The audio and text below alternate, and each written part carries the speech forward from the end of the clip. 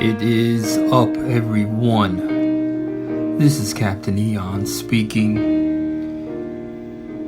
Just extending my hope to inspire others to start, continue, and or draw near in their daily walk with God as I share mine. You know, this term worthless keeps coming up. Over and over, God designates this for what would be considered evildoers. The men of Sodom, the men of that town that wanted the prophet to come out and have their way with them, were deemed worthless. And I believe there were some other parts as well. Today,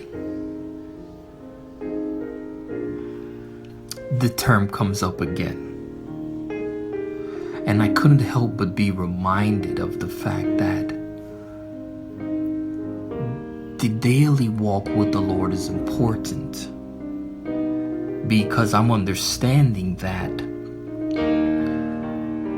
it's like breadcrumbs from the master's table. Not in the sense where, well, yeah, they're little, but it's filling. But you continue to follow in order to get the whole meal. And so God presents an idea to me, but I have to continue going, to keep coming back in order for it to come to fruition. Today is no exception, or a great example of that.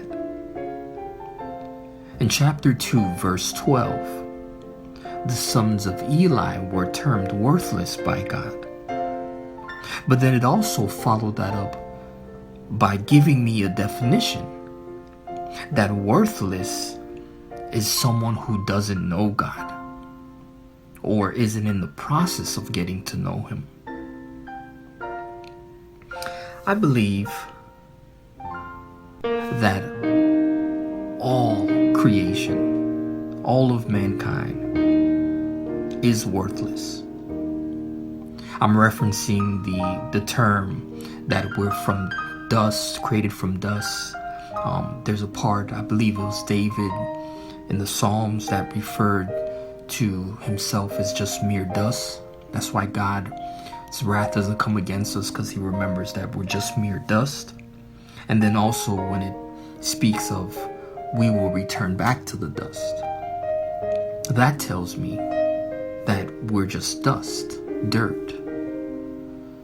Not in the sense really of like dirtiness, but more in the sense of like common, just can just blow away, just nothing, nothingness. But it's only for me when the priceless one puts me, mankind, where He is. I use chapter 2 verse 8 to support that, when Hannah is giving her praise and she's talking about God lifts the poor from the dust. For me, it doesn't change the makeup of me, but I'm just a dust particle in a glorious place. And God is so glorious that His presence permeates everything in proximity to Him. And so I get to partake in this pricelessness, which is the salvation of God.